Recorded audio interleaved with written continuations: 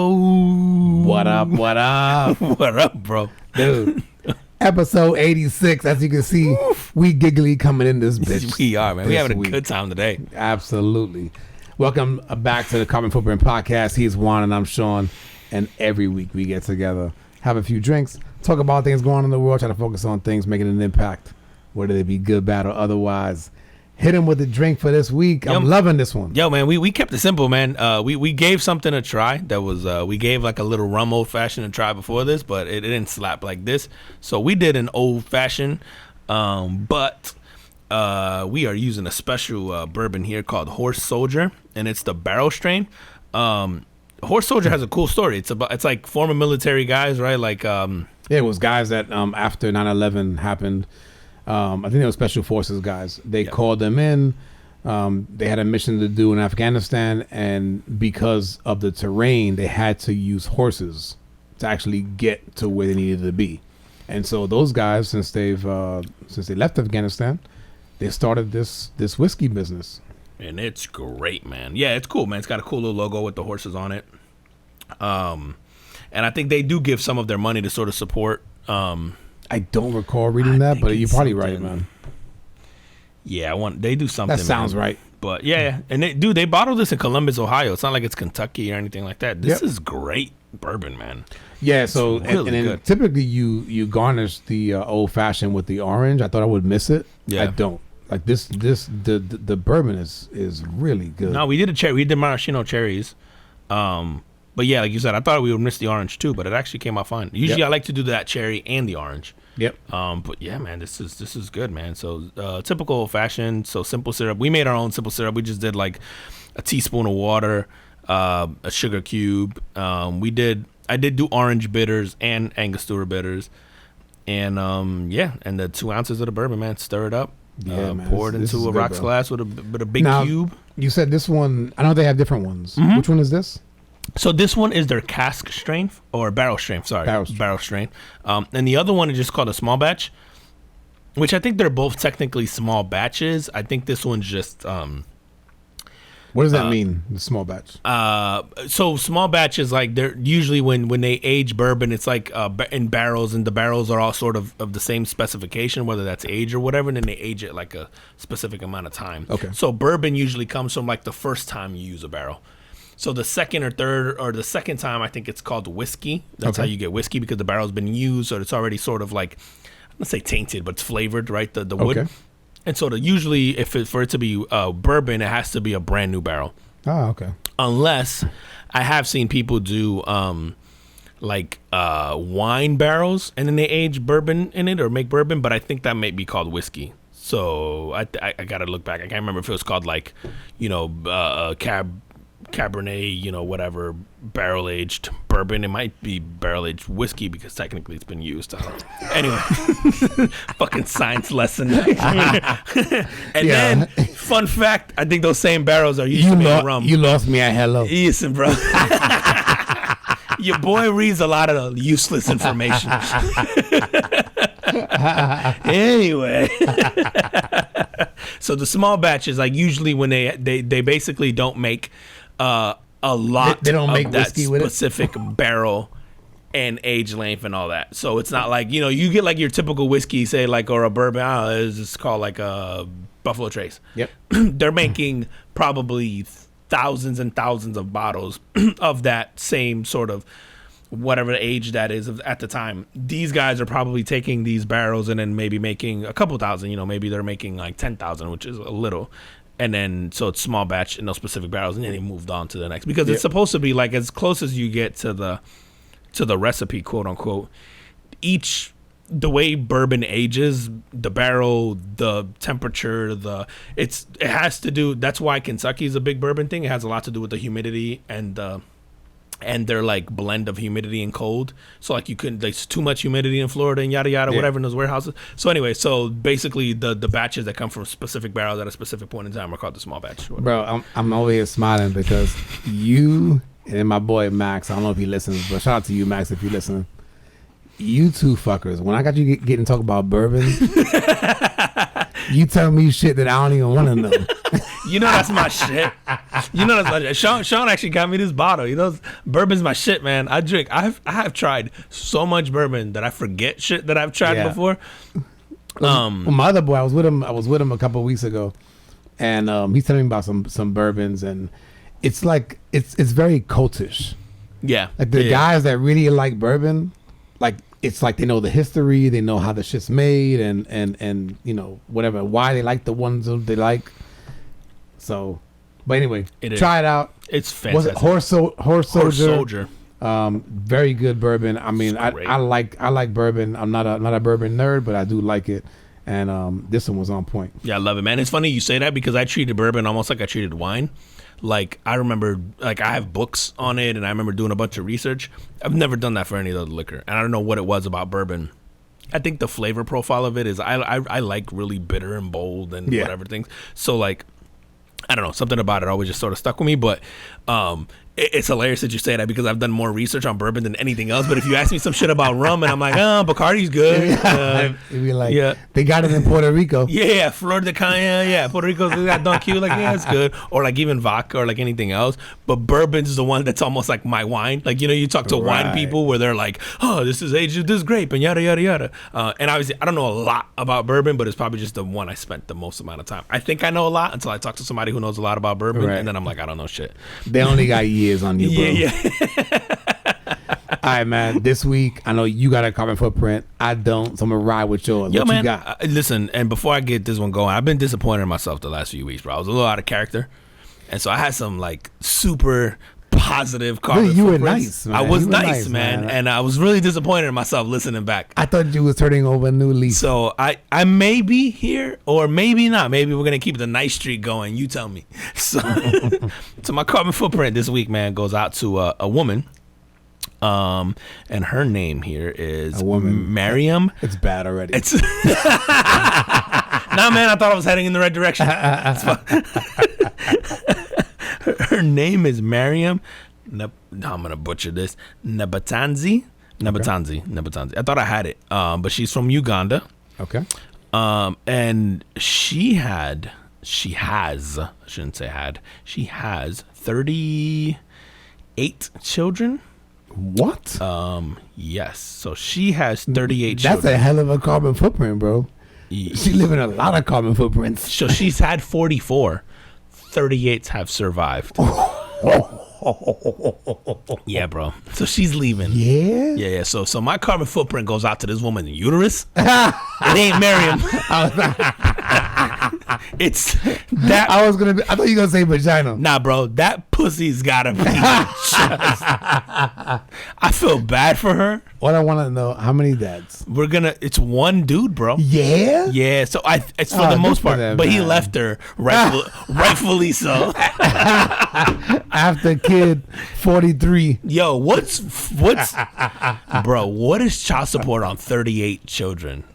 Well, forget about child support, man. What's that? That thing is beat up, bro. Yo, and she's, oh yeah, bro, there's nothing. You gotta, you can't even, bro, you gotta do foreplay with a bowling ball. You went bigger than I was thinking. But you right. Yo, them big ass heads coming out of there, man. 44 kids come out of there, God, bro. And they're African kids. You know, them kids are big, bro. They strong. They coming out. Them kids are specimens. The specimens, bro. They really are, bro. You got a bunch of kids running 4.240s coming out of there. They're strong, boy. They run out the uterus like that. Oh my God, bro. Yo, at that point, like, do they just walk out? Like, what happens at 38? If they don't, you just throw them away. Do you even go to the hospital anymore? That's where the other 6 went. They're like, you're not strong enough. Yeah. Bro, is she just like holding her hand there? Like, wait up. Let me catch this real quick. You just keep the conversation popping, bro. Dude, it's like the old Martin episode. I don't know if you remember, man. There was one episode where they had this. There was a chick in the house. I think she was like Gina's friend, and she was having a kid, but Gina and them was gone. So she was sitting there, and somebody, I think it was Martin, he's in the kitchen, and the baby shoots out, and he catches that shit like a football. Of course he does. That's how that shit was going down with this Just chick, bro. like a yeah, dude. I don't even think they shoot out anymore. There's no pressure to shoot the baby out, bro. I literally think they just flop out. Like, She just be walking. she just be walking. and They she just come out. she go, shit, did I drop a kid? Like, did my water break or did I give birth? Does water even break at that point? Like, ooh, there's moisture. Must be the baby coming, bro. Bro, 44 kids. So 38, huh? 38 So she has 38 that have survived, dude. bro. So she does. There is a reason for it. Okay. She has a condition called hyperovulation, which I didn't even know was a fucking thing, bro. But I would like to think, bro, if I'm the guy, and you have, bro, so she's had several sets of triplets and quintuplets and twins and whatever. Oh my God, bro. I would like to think hyperovulation. hyperovulation. I know is a thing, bro. So she has oversized eggs, but then I guess she also shoots out like more than whatever than the average. We need to murder all those women, Bro. I'm like, why are you still in civilization? Why are you allowed to be out there just reckless? Could you imagine that in America? No, Then, not at all. like what if you're hot, right? And you have that, But you're not. but you hit up like the NBA dudes, Nah, bro. bro. You're set for You like, after 2, you're no longer hot. Go name me a woman with more than 2 kids that you think is hot. I'll wait.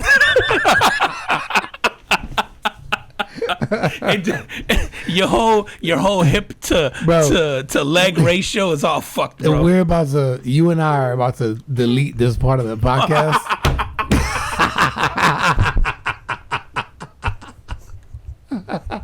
For obvious reasons. Like, I'm just joking. I said it for comedic relief.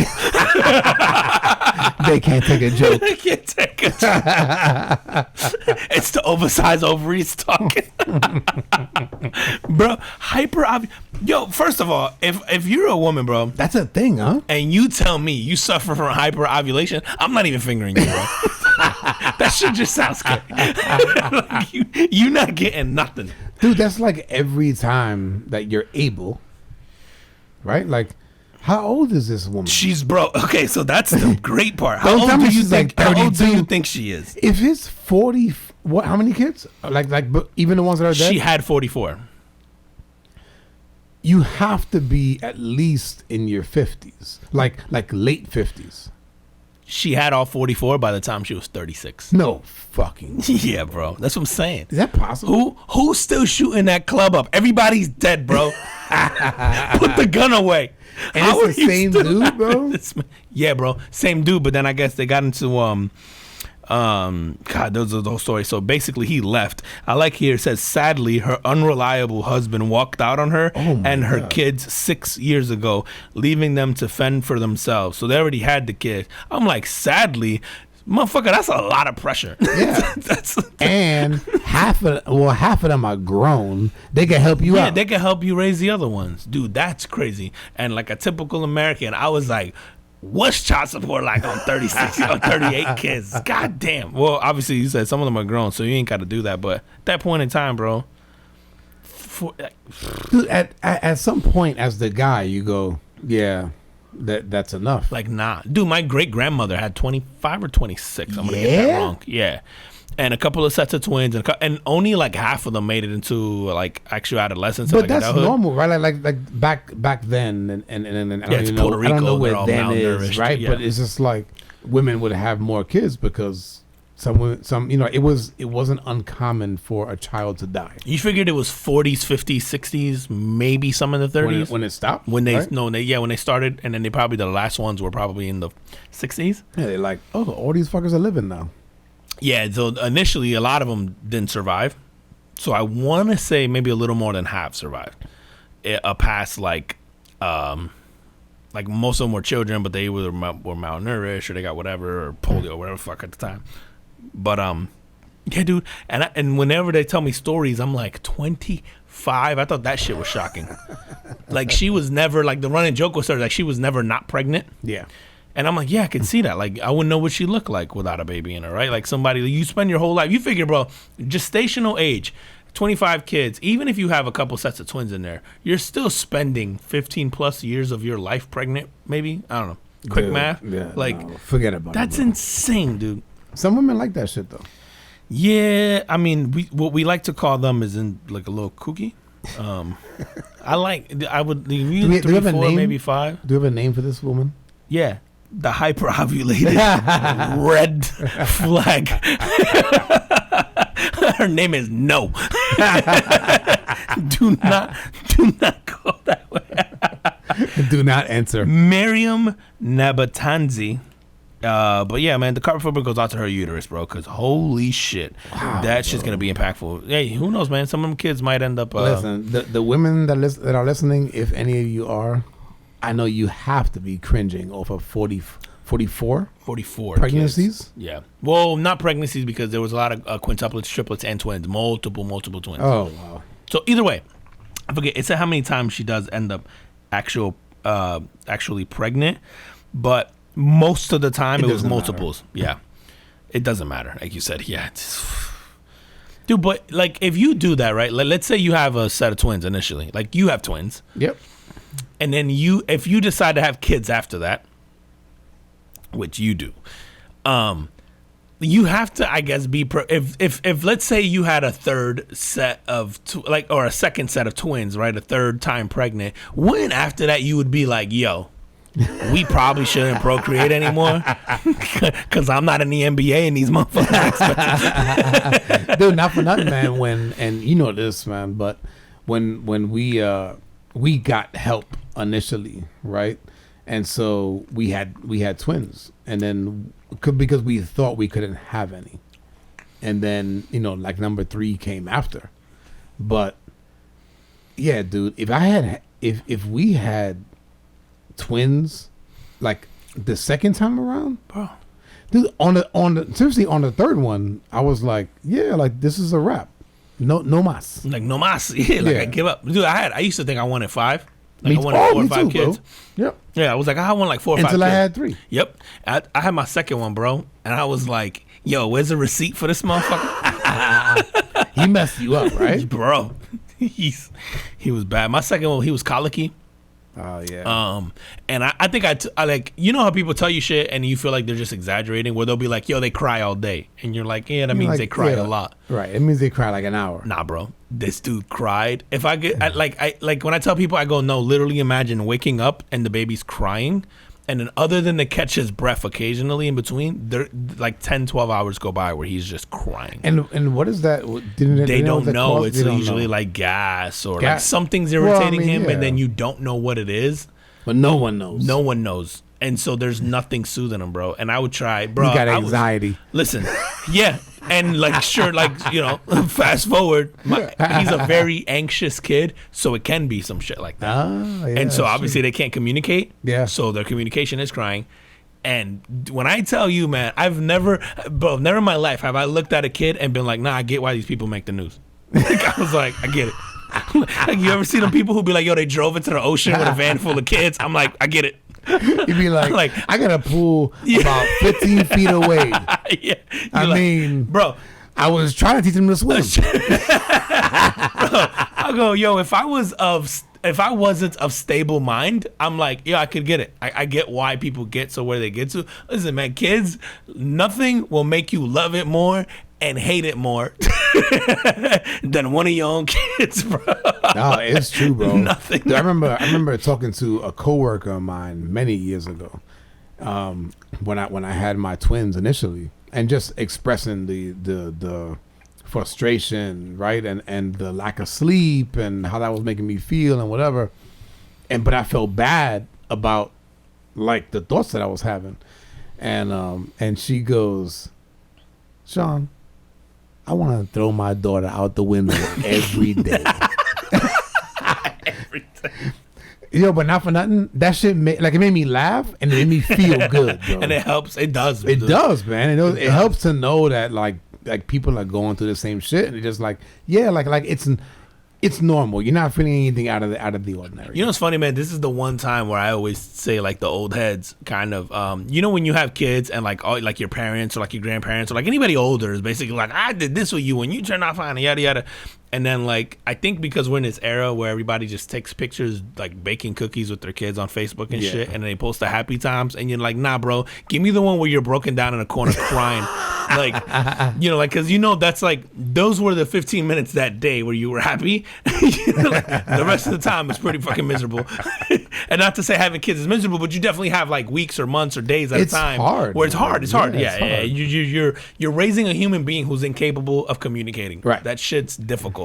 Right, so like, I always looked at that and I go, yo, as parents, you think like, no, I'm supposed to have my shit together because you keep saying these Facebook pictures of people taking pictures with Santa and baking cookies, and you're like, nah, bro. Half the time we're spilling shit on each other, they're taking shit on me, or they're whatever. Like, and you almost feel bad to your point of going like, y'all want to throw this thing out the window all the time, but am I a shitty person for saying that? I'm not acting on it, right? But you're like, my shitty person, and society almost makes you feel that way outwardly, but I feel like on the inside we all feel the same way. Yeah, like, dude. Bro, I want to throw this thing out. Think about, you know, and matter of fact, when that was happening, I thought about single moms, and I go, I couldn't imagine being like a single parent and having to, you know, work 8 to 10 hours a day, and then come home.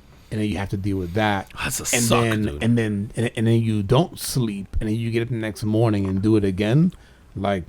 And that's your life. And that's life for years. And so I remember thinking about that and just going like, man, I'm so lucky, man, because like there's two of us in the house, and there's times when either one of us would just be insane, and you have the other one there to go like, yo, it's cool. Go to the room. I got it. I thought about that all the time, where you're just like, man, this single mom or single dad with kids that young, you're just like, whoo. Like, good for you, man, because I don't know how you do it. Because you said it'd be two of us tag teaming these kids, and I'll be like, I'm still beat up, man. Yep. Like, like we've all been at that point where you go, like, your kids finally go to bed, and it could be quote unquote early, like it could be 9 o'clock, and you're like, yo, I'm too tired to even want to watch TV. You're like, it's coming on. It's a wrap. But I'm not gonna remember what I watched. Yep. Like, dude, I'm still even like that now, man. I'm like, my head is the pillow. Yeah. And it's a wrap. Same. I'm like, yeah, I don't have trouble falling asleep. I have trouble staying asleep. But for me, like, even like, you know, you get all these people who watch all these shows. I'm like, where do you find the time? Nope. Like, and my kids are older, right? But it's just everything else. And you just go compound it with kids. You're just like, I don't know how you guys find the time to watch 1,700 shows and like everything else. I'm like, I just don't get it. I'm like, I don't even like, it's not even so much like I have free time. It's my free time is like, I don't want to think. Like, and then sometimes watching a show, I'm like, I got to think. Or like, even if it's playing video games, which I enjoy doing, I go, I gotta think. I don't want to think right now. I just want to sit here mindless and just be a jellyfish, bro. This weekend, I was so happy because it was gonna be raining. Oh, and I knew NFL playoffs were on. It's fantastic weather. And I'm just like, I don't even want the sun out because I don't want to feel bad about not being outside. About not being outside. Yep. I hear you, bro. I'd be like, ooh, I got the excuse to stay inside and veg. Because I did the same thing, man. After like Saturday afternoon onwards, which like we watched the fight and the NFL game Saturday. Sunday, I did the same thing, man. I didn't move. After like 3, I was like, I'm not moving from this couch. Like I did whatever I had to do in the morning, and I was like, I'm not moving from this couch. So, but yeah, like the fact that it was like sort of shitty weather helps that, because you're like, oh, I can't be outside. Which people in Florida was like 52, and we're like, we're not going outside. So if you live somewhere where it was -10 or whatever this weekend, we sorry. Yeah, we're apologies. It's 52 here, and we're like, ooh, bro. The other day it was like 37, and I didn't take my small dog for a walk. Because I was like, it's too cold. Me neither. And my dog thinks I'm an asshole because he's a husky, and he's like, bro, this is the perfect time. And I'm like, not for me. I took the big one, so I got the lab, and I got my small one, Yorkie. Bro, I took the lab, but even the day before, my wife was like, yo, tomorrow's gonna be cold. Don't take the small one. We don't even take our dogs out. You think about all these things that survive outside all the time, dude. And then I go out there and I come back home and I go like, You know the birds and the squirrels were outside, right? I saw a lizard. They're cold-blooded. It's 47. Bro, it was like 47, 48 yesterday. You'd have thought, here, bro, you could have gone skiing in Florida. Not in the morning, bro. In the morning, it was like 37. Dude, those people here wearing mitts. Yep. And I was laughing, bro. I was out and I had long pants and maybe long sleeves on. I did wear a t-shirt somewhere to go when it was 60. And I was like, well, it's 60. 60 is nice. But 38, 40s here, bro. It might as well be 20 below, yeah, and 6 feet of snow. We ain't going outside. Yep. The coats are coming out if we are. That's indoor weather activity. Meanwhile, the people in Buffalo like, bro, that's summer. That's t-shirt weather. That's t-shirt weather. Yeah, man. Did you seen your boy Biden? So for those of you who have not, and yes, I'm changing some subjects here. So Biden, he had like a press conference last week about the inflation. One of the things he was talking about was inflation. One of it, I think he was talking about Russia as well. Yeah. But there was a Fox News reporter that goes, he basically asked him about inflation and did he think that it was a political liability, because inflation has gone up like 7%, which is like the 40-year high. Is it? Okay. Yeah. So 7% anyway, annually? Is that? I guess, okay. Man. I don't know. But anyway, Biden was on a hot mic. So he doesn't answer the question, but instead sarcastically says, no, it's a great asset. More inflation. What a stupid son of a bitch. Which, for those that don't have a deal with hot mic means it's on. So if you're like, we're doing a podcast or a show, that means your mic's on. Like, you could usually in those press conferences, someone is in charge of clicking them on and off, yes. like in between stuff. I mean, someone left it on, Somebody which I'm convinced it's on purpose at this point. But he also has to be smart enough to know, like, there's a mic there, just don't push it. Dude, I'm just thinking, like, that dude is, he's in that age group where they don't give a fuck. Yeah, no, I actually. Dude, if he would have been Trump, we would have been like, people would have applauded it. They'd have been like, he's just speaking his mind. Right. He's not being political. He's saying what the rest of us want to say, which is probably true. Mm-hmm. Like that probably would have been my response to a guy like that. Doing some shit like, what a dumbass. So I think for people it shocks them because Biden is like a lifetime politician, and so you're just so used to seeing the fake, polished like politician. Yep. That when he's a person, you're like, oh shit, I forgot. You're like a real dude. Like, dude, I don't understand why it's even. I mean, I think it's funny news, but then obviously, like, that news is used against them too, right? Of course. But I'm just like, man, any of us would have said something like that. And then the guy was from Fox, I think, to top it all off, right? He so was. the guy's it's from Fox, which I did see the comments he made, and he sort of seemed to take it in stride. Like, he didn't seem to make that fine. big of a deal. Nope. Because I went, yo, how much of hypocrites would Fox be given all the Trump quotes, and they'd be like, we're not PC here anymore, right? And then Trump, and then Biden does it, and they're condemning him. I haven't seen their reactions. I don't watch anything politics related as much anymore, but like, I don't know. Yeah, I saw the thing on the news. I saw the headline. I didn't see like the full story. I just saw the headline, like Biden calls, whatever, and he apologizes or some shit or whatever to the guy. I didn't even see him apologize, and to be honest, man, like, why would you? I'd be like, bro, I guess you have to. Well, I guess you have to, but I'd also be like, what do you say there? Like, yo, I didn't mean that. Right. Nah, bro. Yo, I didn't know the mic was on. I'm sorry I embarrassed you in public, but I meant that shit. Like, that would be my that would be my call. They'd be like, you got to call him. I'd be like, all right. I'd be like, yo, I'm sorry. Everybody heard it. It'd be like, Mr. Lorenzo's not presidential. Yeah, bro. Wasn't that supposed to be the positive thing about Trump? Which I would say was, like, that's why I found him funny. Like, he wasn't presidential. Like, we all have friends that spoke like he spoke. I don't want my friends being president, but that shit was hilarious. Like, yeah, no. Yeah. But I think also when Biden got elected president, right? Like that was one of the things is going, this guy is more, he's quote unquote presidential. And little do they know he's not, bro. He's dude. And man, like, I voted for him, and not because I thought he was the best candidate, I was just like, I'm done with Donnie T. Yeah. right? In retrospect, maybe not. But I just wonder, man, like, Yeah, you're right. with this, with this next election coming up, I'm not voting for him. Like, and not because I think that he's a bad guy or bad policies. He's too old, bro. I'm bored. He is too old. I would 100%. too old, I saw a bro. headline today that said Nancy Pelosi is seeking re-election. I'm like, this bitch ain't dead. Why? I'm like, isn't she? Nancy Pelosi's got to be in her 80s, right? 70s, Yes. 80s. I'm gonna look it up. Why? Why is she still running? Why do we let people like that? That's it. Why do we? Why do we let people like? Why is there a minimum age limit, but there isn't a maximum? Like, okay, I'm not mature enough to be president, but then there should be like, hey, you're not mentally like, I don't know, bro. I don't want to say, because you can still have your wits about you at 80, but you also don't have like, you're not connected to like the real world anymore. Bro, as she's society today. 81. Yeah, and she's seeking re-election. Yeah, why, No, bro, bro? bye. No. And I'll say, listen, Nancy Pelosi looks It's enough. fantastic for 81. For 81. Define fantastic. For 81, No, I hate she you. looks, yeah. And she's If I was an 81-year-old, if I was maybe. an 81-year-old guy, I'd be like, shit, that's not bad. You're 81, like, cool. But Let me rephrase. If I was 85. yeah, you're right. You got to be 90. Because men age a little more gracefully, I would say, than women tend to age pretty bad in comparison to men. Some.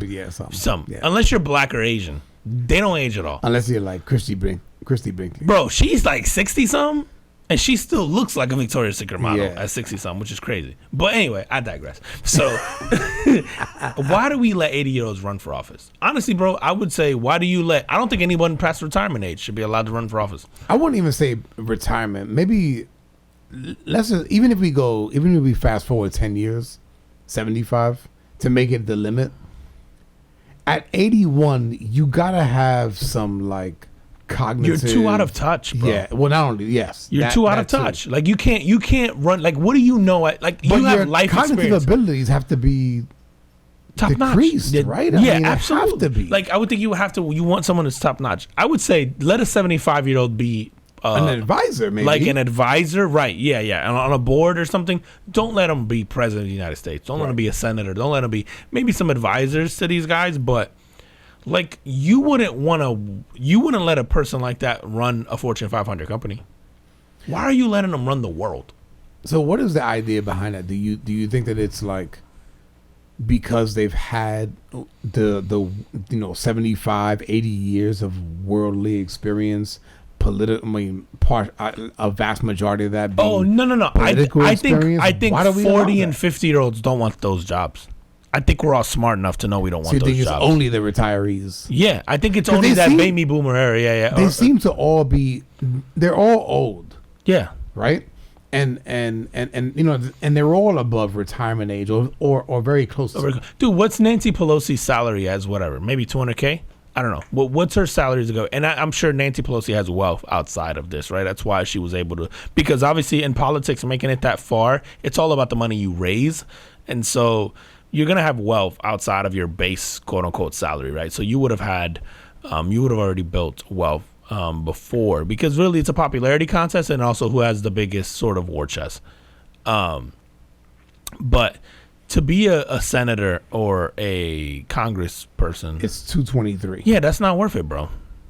Like, you think about the average 30, 40-year-old now, 50-year-old now. Like, you go, yeah, I can get 200K doing something a lot less stressful, and I don't have to seek re-election every 4 years, and I don't have to kiss rich people's ass, and I don't have to deal with the pressure of being on the news. But can they? Like, And, yeah, and I wonder also, is it like a narcissistic thing where they go like, it's the I power. need to be in power? But I also think, like, if you look at this generation, right, if you look at the 30, 40, 50-year-olds now, they go, oh, I can get money, power, respect, and not be a politician. Like, I can do whatever the fuck I want. Like, I can be Jeff Bezos. I can be Mark Zuckerberg. I can be Richard Branson. I can be because he was the But exception. those guys are outliers, no? They are, but I think if you look at that, you go in the past, you felt like maybe there was only one path to power, and it was politics. I think now you go, Jeff Bezos probably has as much influence as every U.S. president, senator ever. So does Mark Zuckerberg. So does, like guy who Jack Dorsey. So does like I think if you go, I can be a tech guy, or I can go run a Fortune 500 company and make way more money than that, and maybe rub elbows with these guys, but I don't have to be that guy and to deal with the pressure of being like, there's always that funny thing where they show you the president when they take office and they leave 4 years later and 8 years later and how they look. There's no doubt in my mind that shit has to age you. Like, you want to talk about a 24/7 job for 4 years straight. That's a 24/7 job for 4 years straight, right? Like, you're like, do you think Barack was sleeping? Like, we know Trump wasn't sleeping 6 hours a night. You're on call 24/7. Like, and we would see Trump tweeting at 2 a.m. and then he, be doing some press thing at 8 a.m. That means you're up at like 5 or 6, right? Getting ready, doing stuff, putting on a suit, walking down to the press. Like, there's no, like, those guys, their quality of life has to suck. It's why, like, you ever see, like, when they ask Mark Cuban, and he's like, fuck that. Like, I do whatever I want. Like, I'm a billionaire, bro. Like, why would I want to do that? You read Barack's book. Yes. Which I haven't gotten to yet. What did he say about, I know that Michelle didn't really want him to do that. What did he say about your life is gone? It's just like gone. You go, dude, it's illegal for a president to drive, which I didn't know. It's like you can't go to the gym, you can't go to the grocery store, you can't do so. You go, hey, I'm gonna do this, and then potentially, if I win, I get 4 years, maybe 8, right? If I'm great, and then if you're Barack, who did it early on, right? He was in his 50s.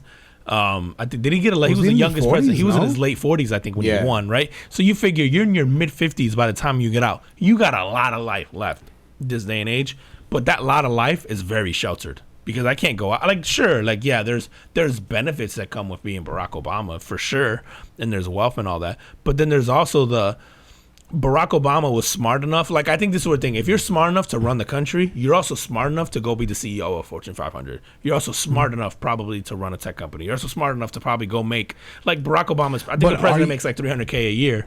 That's not worth it.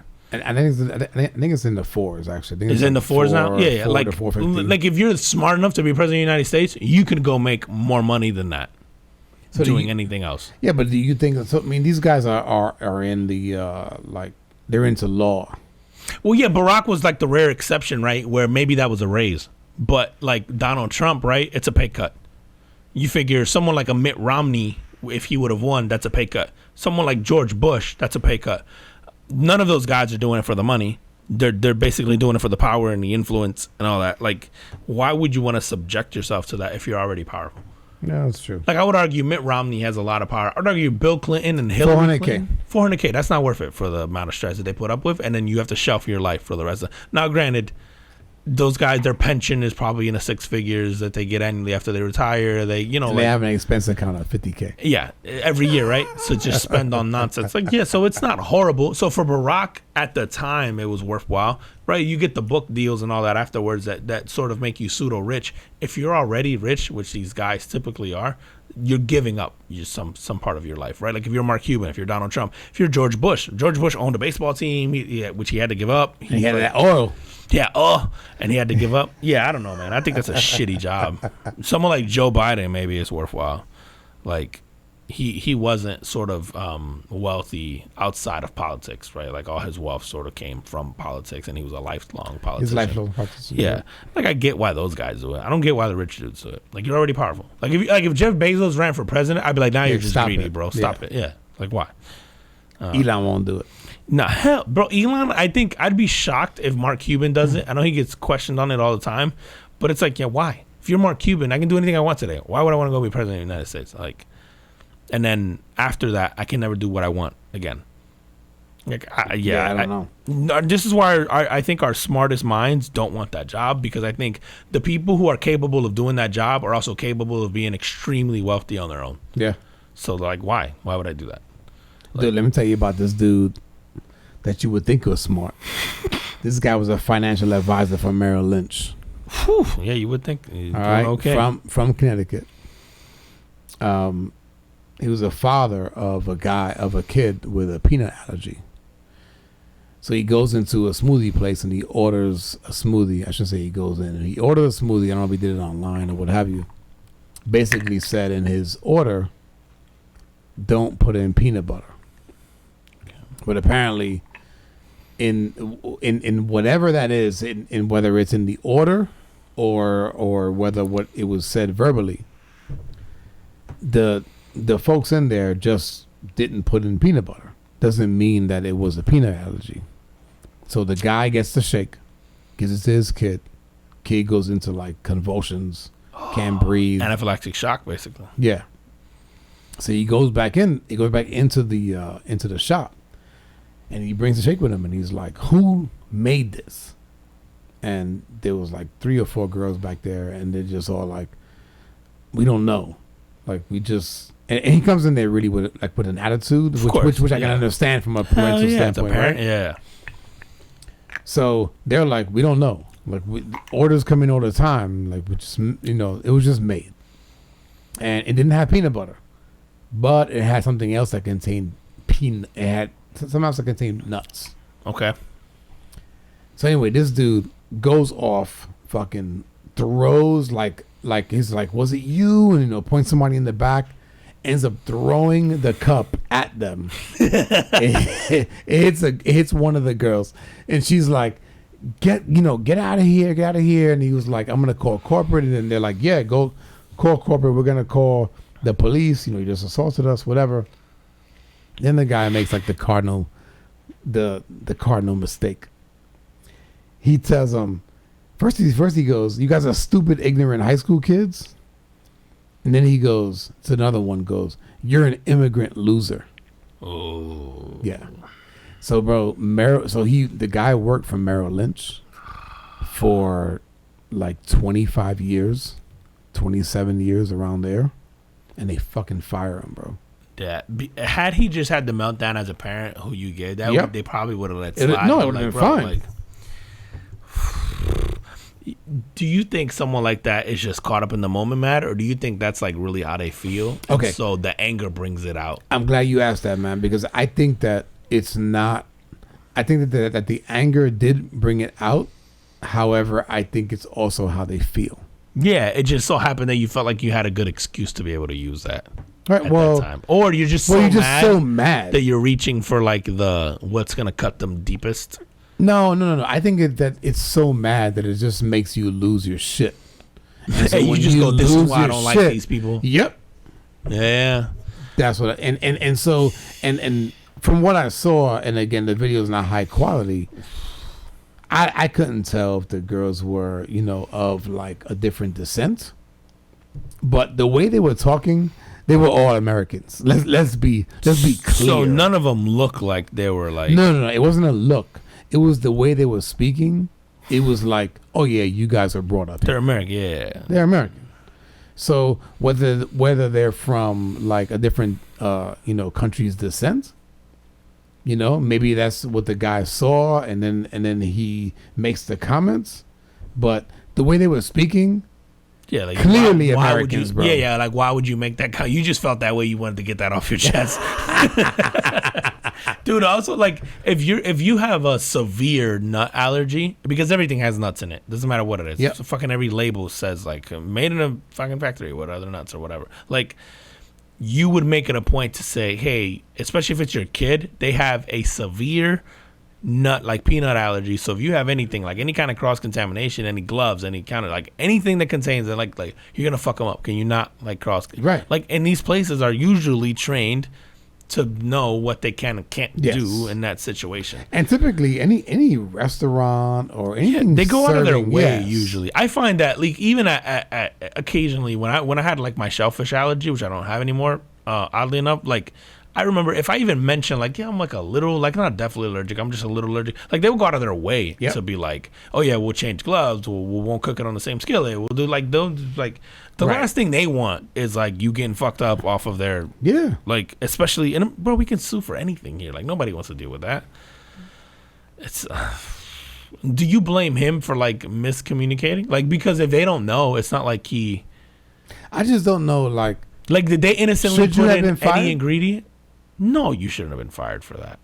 And then if not, like, what is your out? So my out would be then we should have a question when people are putting in an order to say any nut allergies. Like, if they had that and you answered, whatever the right question was, like, are there any peanut allergies or whatever? I just don't know, like, what is in this case Merrill Lynch? Oh, you mean from that perspective? Yes. What is the line that we're not willing to cross, or that we have to cross in order to get it fired? That's a great question, because do you put him through like cultural sensitivity training? Right. You know how you have to take the sexual harassment video every year at work? I think he worked there since 95. Yeah, I would think someone like that. If someone was there for 6 months, I'd be like, bye. Right. But someone there for 25 years and they're a model employee. Bro. Yeah. I would think in that scenario, I would go, hey, man, like, what's up? Let's get you to this training. Like, that wasn't like, I think because of the sensitivity in the environment we live in today, that's probably why they fired him, because they wanted to be like, no, we have a zero tolerance policy. Yep. It's probably what they took.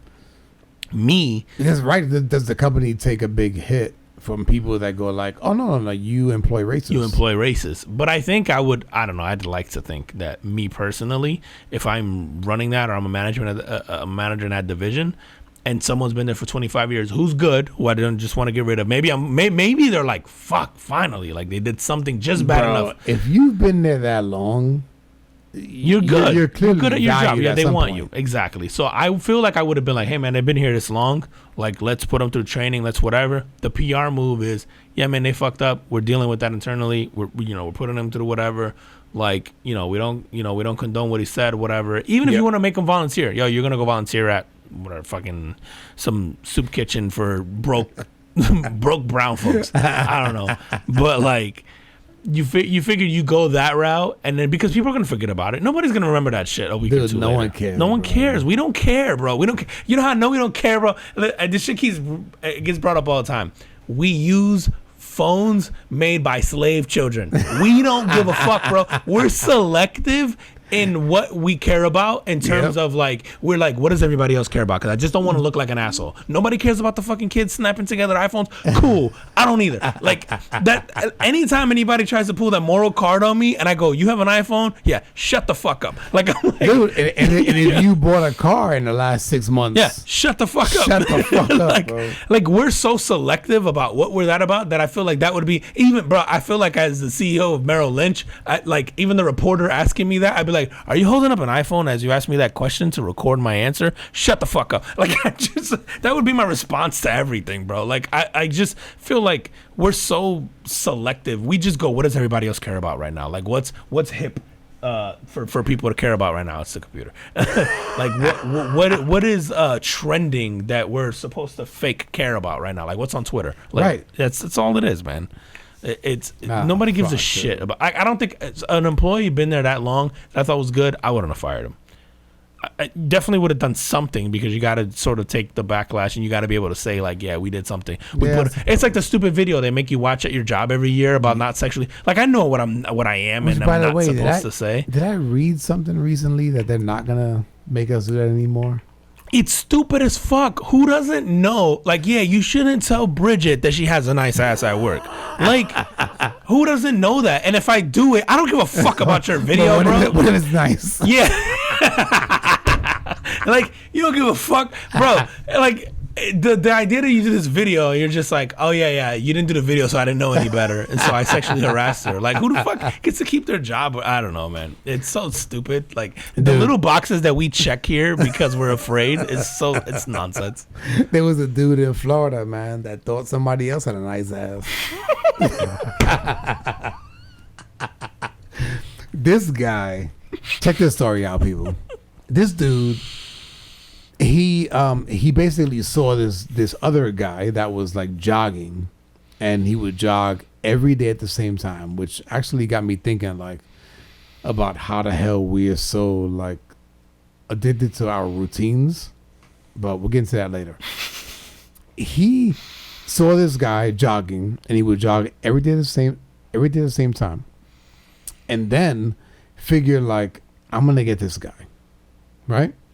So goes out there with a blanket, like a mallet. I think I wanted to say like some Axe fucking body spray to like get in his eye. Yeah.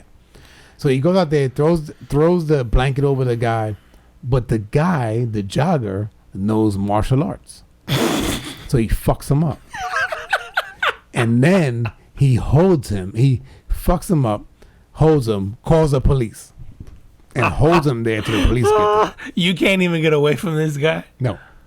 So then, turns out when the cops interview this dude, he's like necrophilia? He's into necrophilia, which is dead people shit. Yeah. So he's basically like his plan was to kill this dude and bring him back to his house so he could just have his way with him. What the fuck? Wouldn't you just do something normal like get a job at a funeral home? Like, why the fuck you trying to murder people, bro? Yeah. Just get a job at a funeral home like normal people. Funeral home's phone's gonna be ringing off the hook tomorrow. And necrophiliac, you get to do it on the clock. Like, why the fuck? Why? Do I get to work the graveyard shift?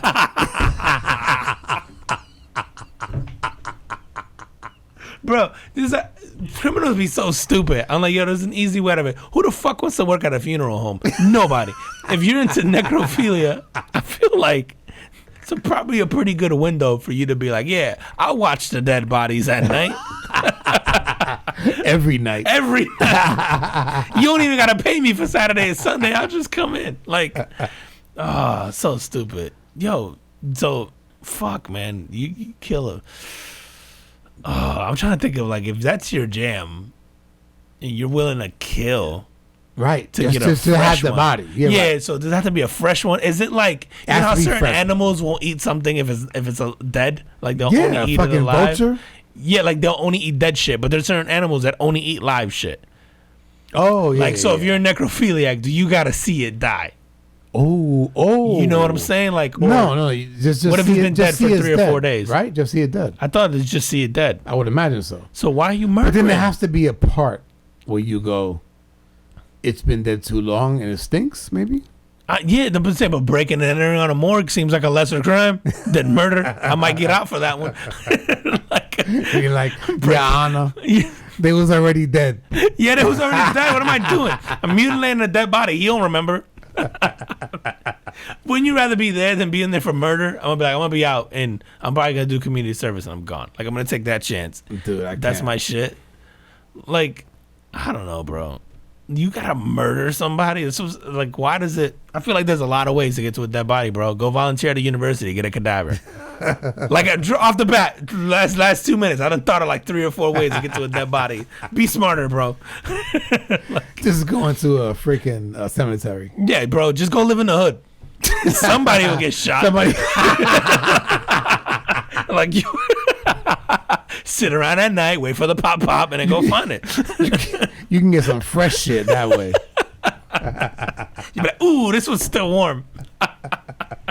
Like, shit, bro. Dude, speaking of people like on murderous streaks, the Mexican cartel, bro. You see, they're recruiting minors right now to be in a cartel. Yeah? Obviously, because you can groom them, I think, to do your bidding or to make deliveries or do whatever. I think in Africa they do that shit, right? Like they recruit like the young, like the like the Blood Diamond, the cult, the cults out there, whatever it is. Yeah. What's all they're constantly in like a revolutionary war or whatever. Yeah, like the diamond. Yep. Yeah, like they do that. So they're doing that shit online. But the way they're doing it, it's kind of genius, bro. They're recruiting kids who are playing on Grand Theft Auto 5 online. These kids are stealing cars. These kids are stealing cars. Raping people. They're picking up hookers. Yeah, they're murdering. They're already making drug runs. They're running from cops. They're shooting cops. Where is this? It's the Mexican cartel, bro. So they, so the story came out. Are they recruiting Americans? Dude, they found a girl named Melissa Navarro. She said she was online and she basically met a guy, and then he asked for like her contact info. They exchanged info and they started talking through like social media, like through the DMs basically. And he was paying her $2,000 a trip, and then gave her a Jeep to make the trips with, to just make runs with like meth. I mean, I'm sure they do other drugs, but basically like they recruit them to the game, and they were using her to do like real shit. And fucking dude, $2,000 a run, bro. That's not a bad Saturday afternoon, dog. Let me tell you something, man. So I got 2 boys in high school. Both of them don't like it. One of them is into sports, so he kind of likes the sports aspect of it. The other one is trying to figure out any way out. School? Anyway. Any way out of school. Anything academic, basically. Yeah, it's just like this is all boring. Yeah. And I wonder, man, like that is, hopefully it's not something that I ever have to talk to them about. You know what I mean? But or if they get arrested for or whatever. But man, like, aren't these like? I don't even know what to talk about with my kids nowadays, man, because that shit. Somebody could really come and go like, dude, don't worry about that school shit. Do this, make some money on the side. You're making more than your parents or something like that. You know what I mean? Like, it's tough to like. It's so fucking tough, dude. It's funny, man, because I can relate to that because I didn't like school, but I wasn't smart enough to figure out sort of what these kids have now or the access or the way they're able to articulate it now or even just the opportunity. And I had it. I probably just wasn't smart enough to sort of put it together on my own, I would think. But like you look at like your kids, you go, yeah, they don't like school. They also have the answer to everything. And like, if you don't like school, you can do X, Y, Z. And you can monetize anything now. And listen, there's people who like, you're not saying go be a YouTuber, but the I guess the lesson now is like, no, but you can literally make a living doing anything you want.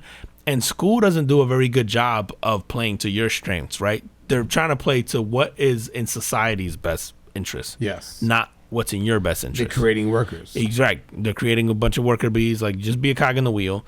And so, and that was the part that for me, I sort of understood early on. I just didn't know how to counter that, right? And I feel like when I look at these kids now, I'm like, fuck, they have the answers. They have all this stuff, all these things you can do, all these things you can monetize.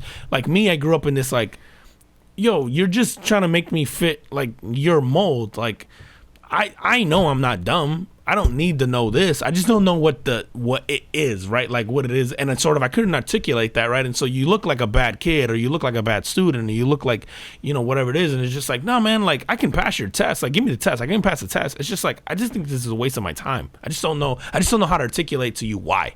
Right. And it wasn't until now that I'm just like, oh, okay, I felt like I have the words or I have the knowledge or I have the experience like to feel like I can articulate it better. But like, I couldn't at 12, 13, 14, 15, 16. I just looked like an asshole student. Yep. And to your kids, they probably have like a better excuse, I guess, of like, I don't like school, and here's what I sort of plan to do, or here's why I don't, or here's what I think I can do, or yeah. Dude, so I have two of them that are in the same, that they're twins, right? First year of high school, and both of them have this class that is supposed to be like an IT class, which is information technology, which is essentially like. And anybody that works in a corporate office, your IT department, right? The guys that work with systems and passwords and whatever. But the first semester, so the whole first half a year, was dealing with entrepreneurship, and so they went into finance and they went into marketing. But when my son told me what he was being taught, it made sense to me. I just don't know how it would make sense to a 14-year-old. It's just like, it's almost like it's too early.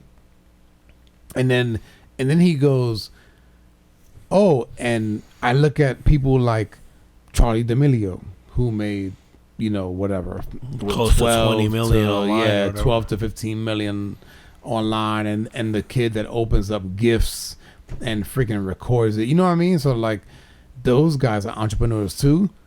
And my kids are going like, why aren't they teaching us about that stuff? Because even though it may be hard to get to, it will be good to know how those folks got there. I would even take it like a step further. Like, why don't they teach you about things that impact you day to day? Like, I was having a conversation recently with like family members, and they were talking about like their taxes, right? Like tax season's coming up or whatever. And then they were mentioning that like the people that got whatever the tax cuts were last year, the $300 a kid. So they were like, oh, I heard I'm gonna have to pay taxes on that. Like, and they're going down this whole rabbit hole about, oh, I'm not gonna get much back on my taxes because I have to pay taxes on this money. And me trying to explain to them that that's not true, and then explaining to them why that's not true, and explaining to them like, well, they're like, well, why am I not getting back as much, and just trying to explain to them like, oh, but because you're getting it, you got it up front sort of thing, and here's the why, and like the difference between a tax credit and a deductible. Like you go, like I'm sitting there trying to explain it to them, right, and they're looking at me, they're going, well, you know, you work in finance and accounting, so you understand this stuff, and I go, but this impacts all of us. Like, why didn't they teach us this shit in school? Right. Like, why didn't I have a class in high school that taught me about like taxes and what a tax credit was and a tax deductible was, and like I even think about that. I go, you don't even have to take it so far as to be an entrepreneur. You should have entrepreneurship classes, but I go, why don't you even teach me the basics about shit like my taxes, what that I have to pay? We all do. Like, there's no getting around it. Like, or there is, and why aren't you teaching me what are the ways to minimize my sort of tax implication? Like, it's just, you know, we talk about this all the time and hear about the school system. It's like, yeah, we understand it. It's just made to churn out workers. It's not made to churn out sort of people, like, or human beings, or innovation, you know, or drive any type of ingenuity. Like, almost always, any guy you see who drives like ingenuity drops out of school. And it's so funny. I think there's a thing in Stanford where they go, the idea is worth more than the degree. Yep. And so in Stanford, if you come up with a big idea, like, you have professors who'll be like, yeah, just leave school, go do that. And people be like, oh, that's nuts. Right? It's like, yeah, like I forget where I heard this, man. It might have even been through dude, I want to say maybe it was in Colin Cowherd or something. We'll talk about it on a show once where there's a thing at Stanford where if you have an idea for something, whether it be an app, a business, or whatever, like there'll be like, yeah, just drop out, go do that, go pursue that, do that. That's worth more than a degree. Like, go do that. And you think about Stanford, it's a great school. It's a good school. And so they've even grasped the concept of like, yeah, we're here to try to, you know, round these edges and get and make you smart enough to, yeah, you can go make a good living. And not to say that school's completely useless, but if you have an idea like that, you know, here's how you put that together. Like, how many people have ideas and they go, I don't know where to start. Right. Like, hey, I have an idea for a clothing line, or I have an idea for a thing. We all have that, man. Yes. We all have that. Where do I go? Like, if I want to make something, where do I go? How do I pursue that? How do I get distribution? How do I get design? How do I get, like, they don't teach us any of that. Yeah. Like, it's and we hear it all the time, man. I heard it today by someone who basically said, like, oh, like, I need to put out, like, more content. And then I'll be like at a quote unquote good level. And it's just like, well, wait a minute, like, you've already made money on the content you've put out. So what makes you think that the next 100 ideas are gonna hit better than what you're hitting on now? And even that, dude, you would say, with this generation now, why isn't there classes centered around that? Hey, why aren't there classes like, you could take math, leveraging algorithms, and hey, if you have an idea or you want to build a following or whatever, like, this is how you do it. Why aren't you learning that in school? Why is it that I have to go down the YouTube and the Google rabbit hole to figure that out on my own when it's part of society now? Yeah. Like, why am I still learning about, like, I was laughing my ass off. I was telling you earlier, I was helping my daughter with like 6th grade math. And I was like looking at it going, oh shit, like, I don't know how to explain this to her. Like, I know how to do the problem. I just don't know how to do it how they, like, I can get you the answer. I just don't know how to do it. Yeah, it was so bad. And I'm looking at it, and I'm looking at her, and it's like, so I can tell you what the answer is. I just don't know how to tell you how I got there. Is that everywhere, bro? Or is that just here? I don't know. I think Common Core is nationwide. Is it nationwide? I think it is. What is the purpose? Because the skills with Common Core, like the extra steps, I guess, to do certain types of math sort of tie into STEM, where it's like you could answer how to, you know, like they don't want you to just know that 2 + 2 is 4. They want you to know like 2 + 2 is 4, and here's why, and here's all the different variations that get you to that, because they want you to think outside of that, right? Like, right. So they're trying to force you. So they're trying to take like the kids who used to be able to do that on their own and go like, yeah, I know how to do that, and go like, no, all of you guys should know how to do this. And you shouldn't. And you shouldn't, man. Some people are just going to be smarter than others, and we should just accept that. Like, yep. There's some people that things just click, and some people that things just don't. Like, there's some things I'm a moron at, right? Like, there's some things that I see school-wise, and I'm like, yeah. Man. There's things that like I even look at it and go, how did you think of that? Like, I look at, like, I'm not creative, or I don't think I am, right? So the people that I've seen, that I've worked with that are creative, I'm always going like, man, how did you think of that? Yeah, like, where'd you get that idea from? Right, where'd you get? Where does that come from? And they just like, oh, well, it just kind of comes. And then me, I'm the guy that looks at like facts, and then like mostly facts, and then I'll go like, oh, okay, well, based on these facts, Here's how we can get around that problem. So you're very logical, and I'm very logical, but the creative folks, it fascinates me.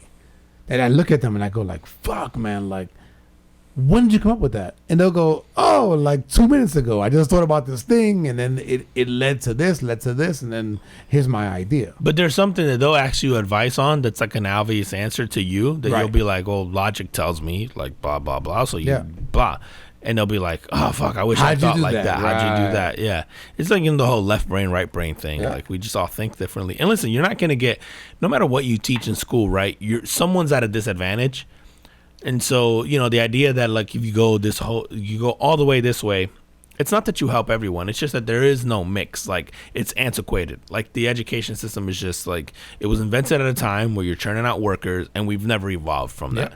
And then the you know, it's funny. I said something like, because I know obviously a bunch of teachers and people in the education space, no one values education less than educators. It's like, you think about the people, you think about the people who, and I say that, and I'm not saying that speaking about the employees. I'm saying that speaking about, if you think about who makes the least amount of money, given, you know, what they're putting in, the amount of hours, like if you're a teacher, right, and you're really, really good at your job, you're making the same amount as the teacher who's really, really bad at their job. And if you have a master's degree that pays significantly less, you know, in education than it would if you had it in business, right? It just shows us where we are as a society. And what's funny is because educators are the one who are ultimately in these positions that run these schools and run these counties and run these school systems. And so, like, it's not to say that teachers don't value education. I just go like, as a whole, the education system doesn't value education the way that they sort of tell you should.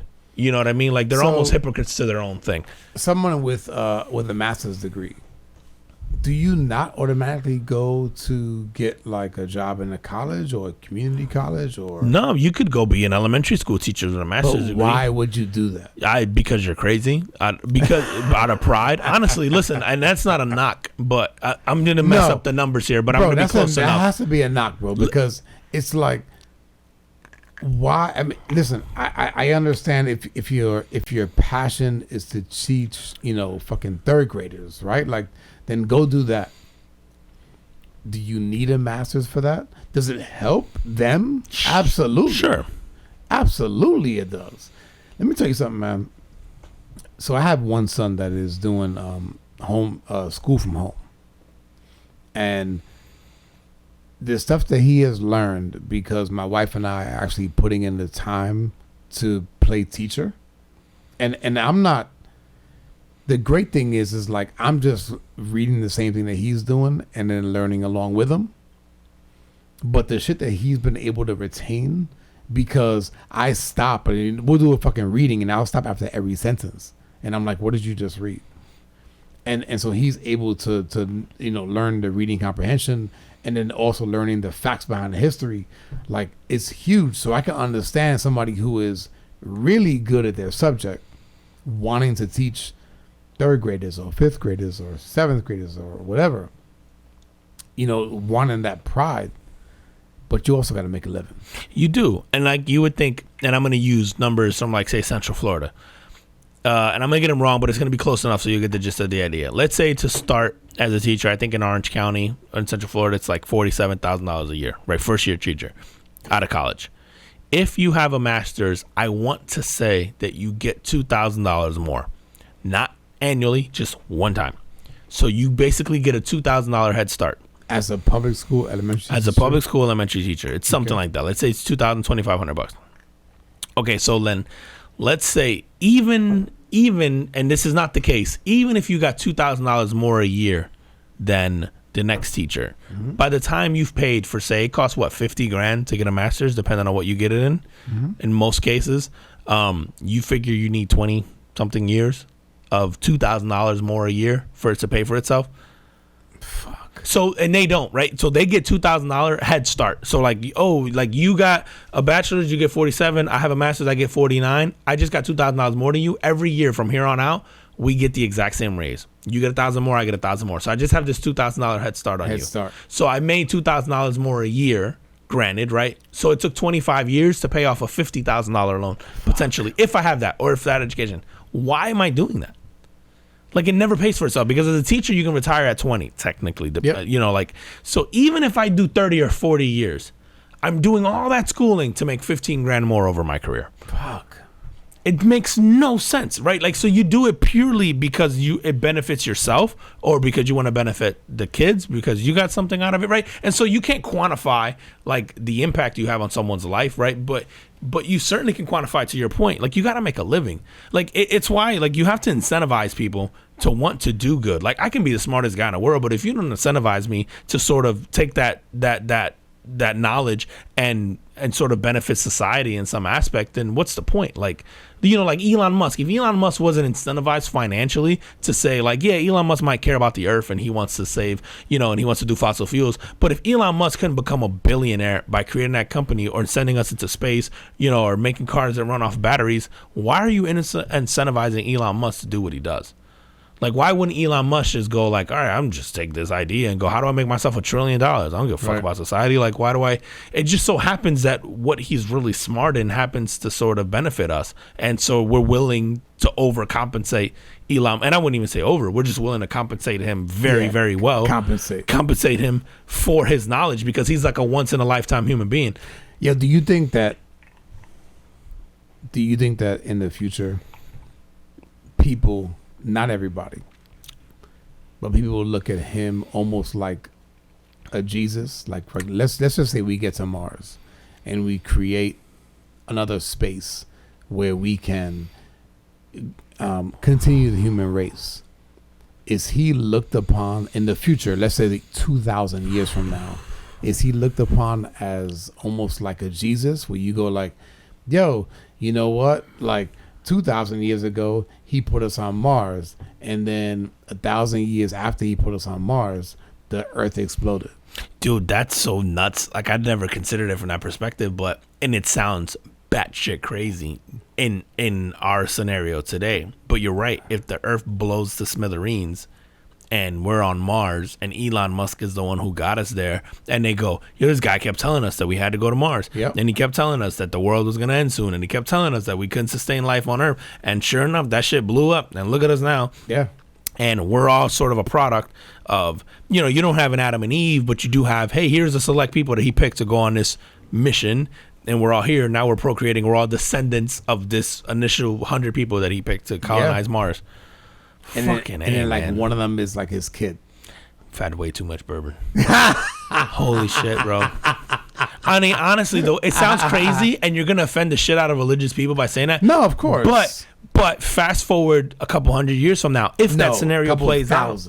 Yeah, well, no, but dude, you think about 200 years from now. If the shit hits the fan 50 years from now, and Elon Musk got us there in 2050, so 30 years from now, whatever, close to, like, you say 100 years from now, if we're just on our way out and we're sitting somewhere and we're like, yo, we wouldn't even be here without Elon. It's the start of it, right? It's the disciples. It's the, like, yeah, it'll take 1,000 years before they're like, yeah, man, this guy named Elon, and then now suddenly we have a holiday and we're opening gifts and shit because of Elon, right? Like, it sounds nuts, and it's super offensive if you're like a religious person now, but you go, how does that separate anything from like the religion you know now, or the Messiah, or the like, how's that any different? It's just the one you don't know, right? It's not the story that's been embedded in you for your whole life. Because you wonder like how much history moves along with the folks that go to Mars, right? If the Earth has a tragic experience, we used to live on this one planet.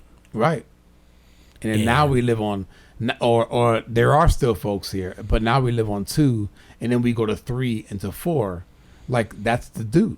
Yeah, and then you go, the resources here are maybe scarce. Like, yo, there's 20 billion humans alive in the galaxy right now. But, yo, we could only fit 8 on Earth, or 12 on Earth, or 5 on Earth because XYZ. But this guy got us here, so he's the Messiah for Mars.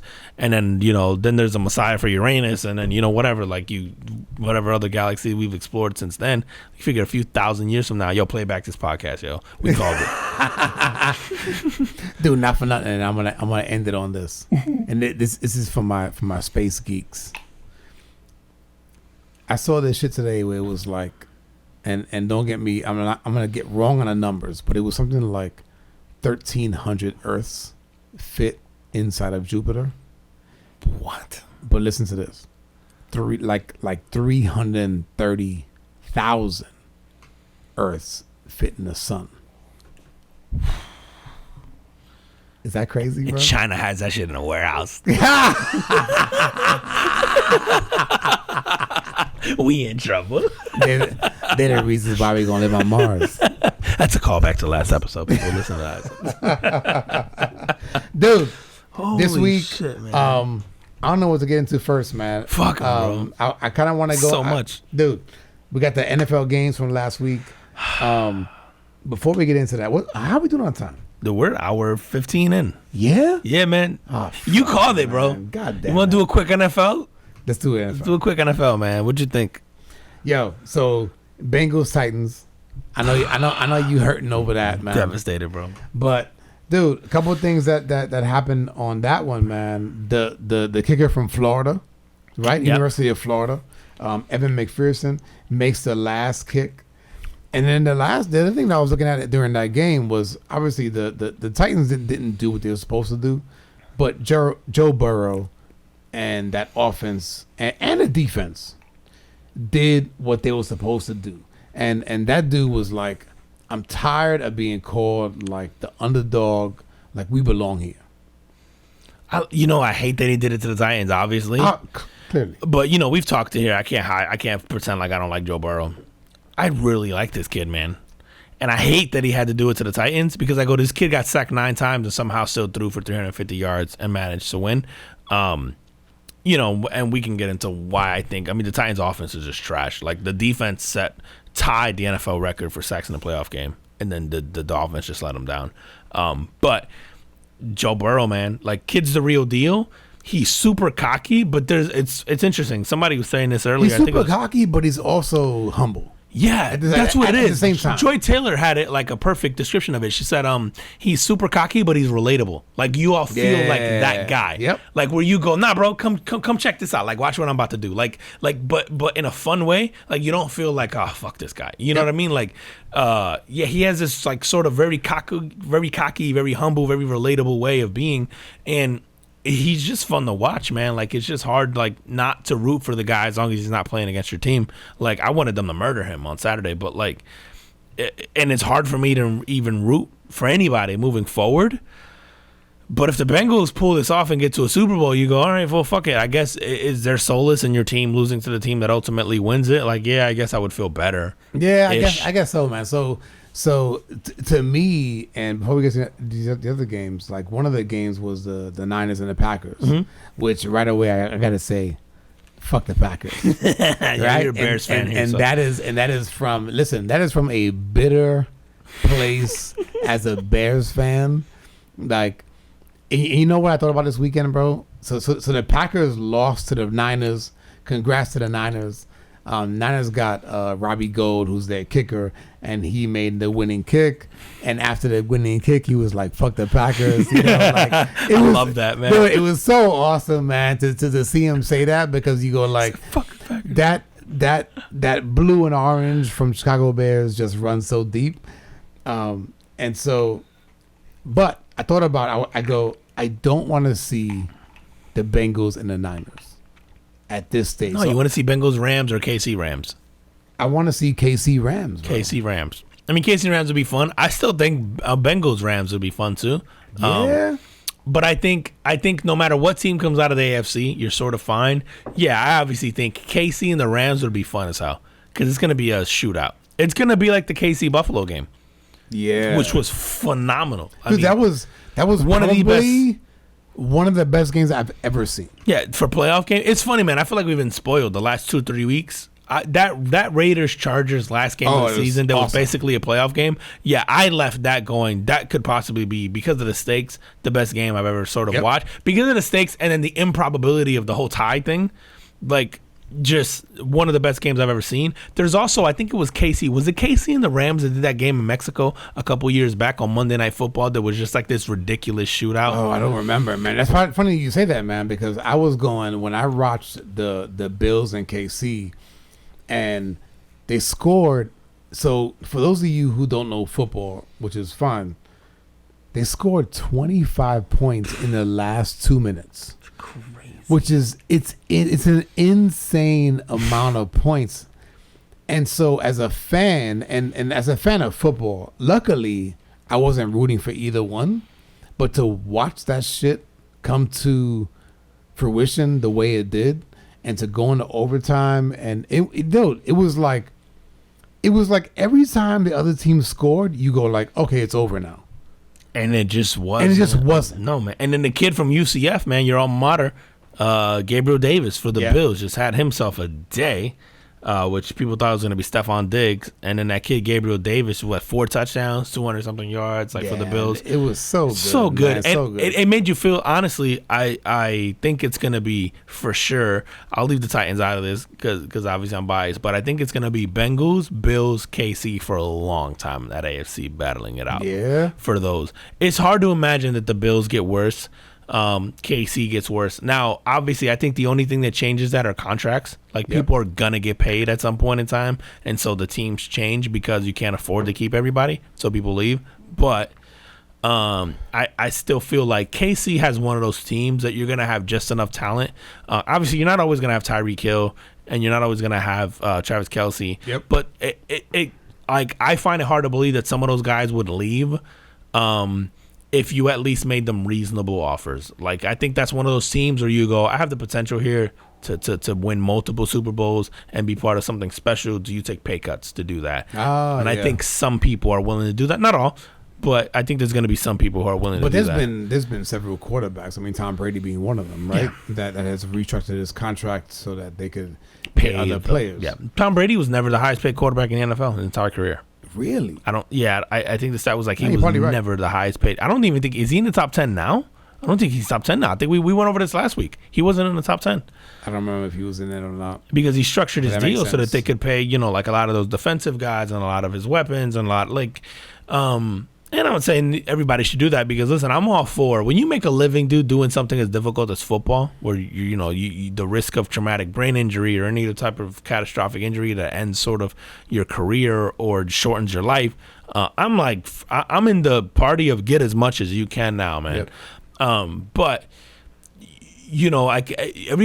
once in a lifetime you get these teams, and I think Kansas City is one of those where you go, I have Patrick Mahomes, I have these guys, fuck, man, do I take 15 over 20 mil a year? Is that 15 is gonna be okay? Yep. For some guys where you go, I'm gonna make money in endorsements, I'm gonna do that, I'm talking that kind of pay cut. Obviously, you're not going to be oh, I'll take 2 instead of 25, but you'll take, I feel like there's be guys who'll be yeah, I'll take 15 instead of 20 so that we can sign one more guy that makes 15 instead of 20 and keep us together sort of thing. Because, dude, when that's going on, the whole KC and Bills at the end, and I'm watching it with my brother, and I'm like, yeah, you just find Travis Kelce and you just find Tyreek Hill. This is why these guys make money. You find your playmakers. Go just find. And it's funny, man, they got open. And I saw the thing at the end. He wasn't open, bro. I'm going to be honest, man. Who, Kelce? Yeah. No, Kelce was open as fuck. On the time with the 13 seconds? Open as fuck, but, by NFL standards. I'll put that on quotes, right? It's